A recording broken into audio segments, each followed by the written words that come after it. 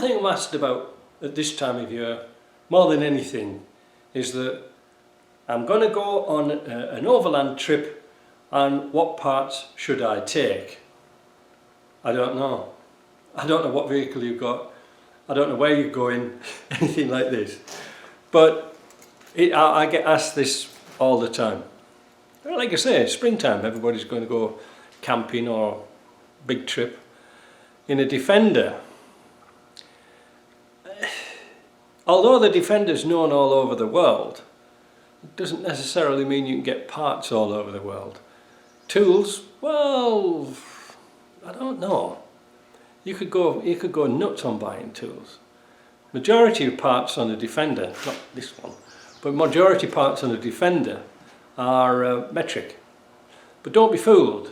The bolts holding the prop shaft on, or the drive shaft, they're 9/16, so you'll need some inch spanners as well for that. And also, you don't know who's been messing about with the car before and might put some inch bolts in, apart from, you know, in place of metric ones. So, comprehensive set of spanners. I like to carry combination spanners. I'll show you. These. See? Open end one end, ring at the other. Always handy, rather than having two rings.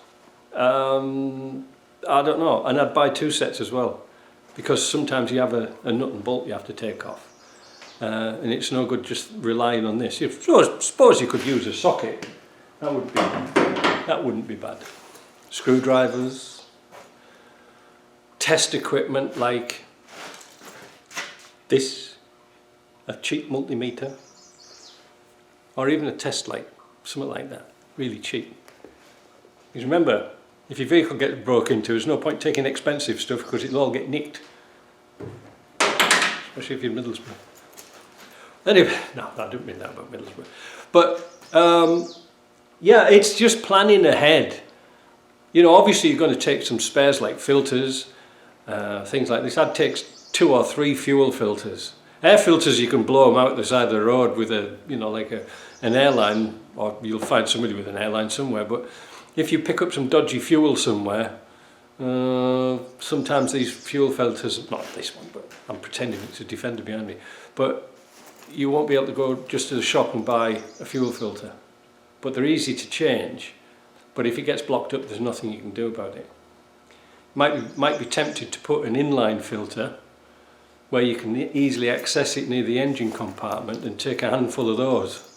Because I have, you know, like I travel around the world for 2.5 years, but with a backpack and a debit card.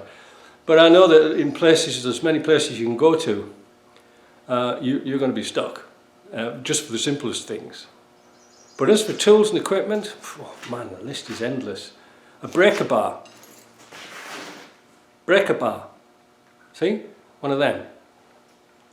Torque wrench. It don't have to be fancy. But just like this, the more fancy they are, the more they're going to break.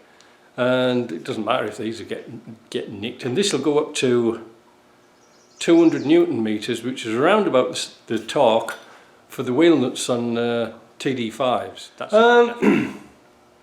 what else? What else can you take? Oh yeah, well obviously you need one of these. Hub nut socket. 52mm, 1/2-inch drive. Excellent. Excellent value for money, because if you've got a TD5, you have to torque the nuts down. And you can't really do it with a hammer and chisel like the old series nuts. Yeah, they're really good. I'd take a lot of lock-in washers if you've got a 300 TDI or before, you know, for tab washers for the wheels, because they get broken and bent. Grease, oil, coolant, all those type of things you've got to take with you. I'm just trying to think out loud. I'm going to have a look at my toolbox and I'll tell you what else you need. Little socket set. This has got me out of all sorts of trouble, believe me. Deep socket sets, you could get shallow sockets and a little corresponding good quality ratchet. Hammer, always handy. Even a big hammer too, I've got one down there, I'm not going to show you, it's too big. But hammers of all sorts. Flogging out bolts on suspension and things like this, always handy. Adjustable, to get you out of a lot of trouble with those. You can use them for all sorts of things. You can use them for prying, all sorts, and you can see these, they've even got hexes in there for taking nuts and bolts off. Not that I use it. That's something that's handy. Locking pliers, really good to get rounded off bolts and bits and pieces out and screws. I think the mold grips in the UK, vice grips, I like this type. They're just nice. They're Irwin ones. They're really, really good quality. Side cutters to taking split pins out. Always good. Can't go wrong with them.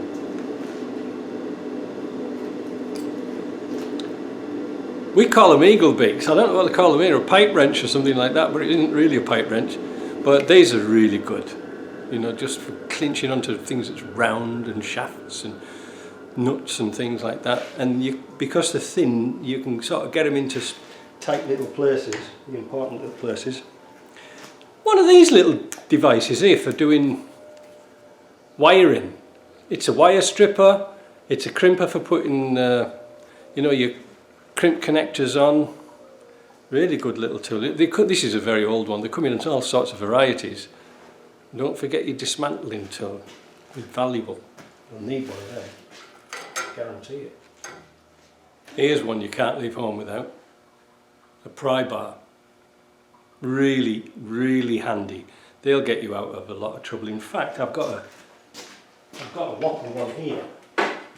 Look at this one. I'd take that with me anywhere.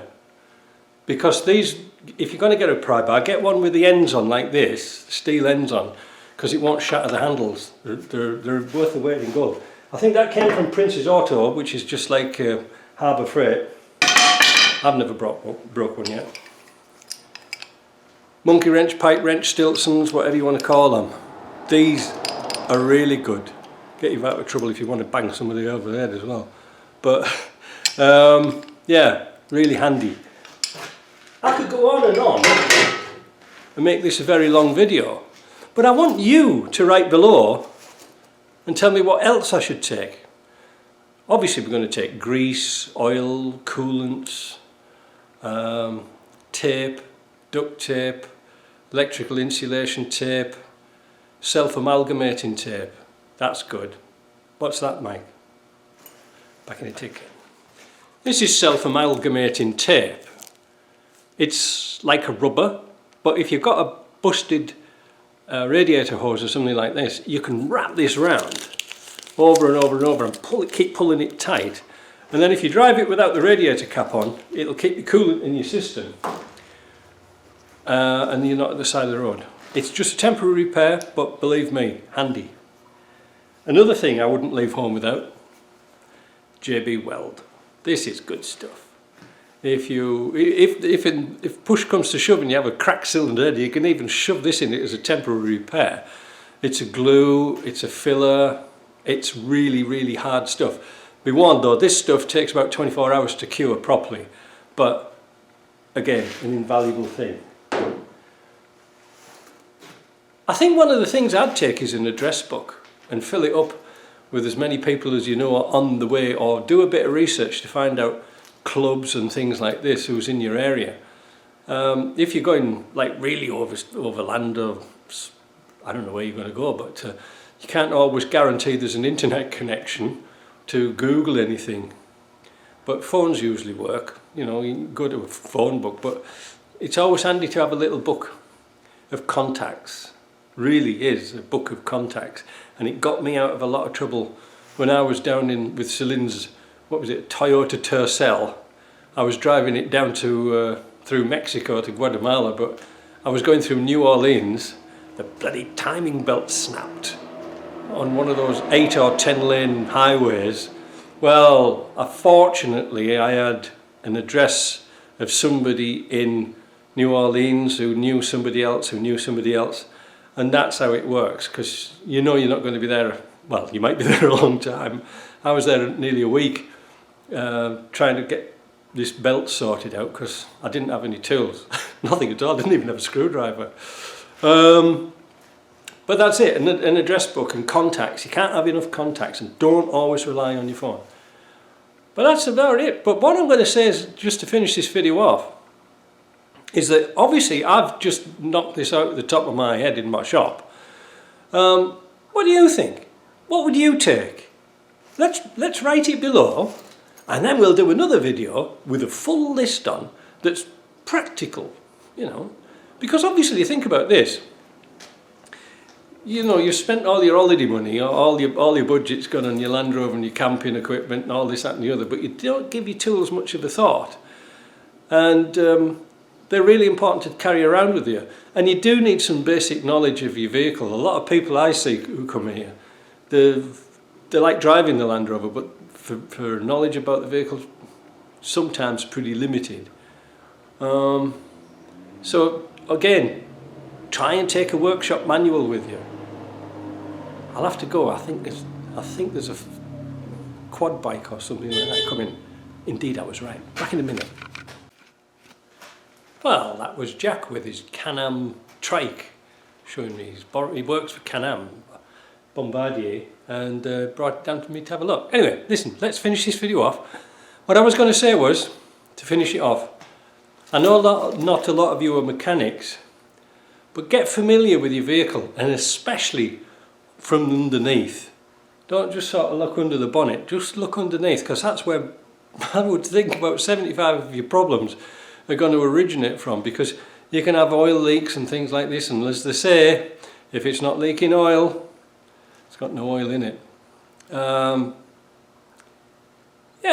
like once every couple of days, once a week, have a crawl underneath and look at things. And once you're familiar with the vehicle, you can have a quick flip round it in next to no time and see what's right. Not a lot of us do, but a lot of us are, you know, like, how does the phrase go?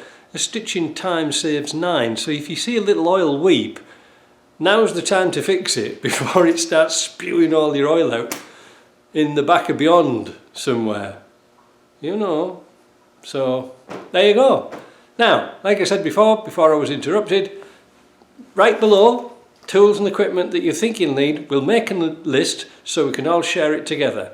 Alright, have a nice weekend, and the next video I'll be doing is about my Series 1, because I think it's time to sell it. I've been saying it for a long time, but I think I'm right this time. See ya.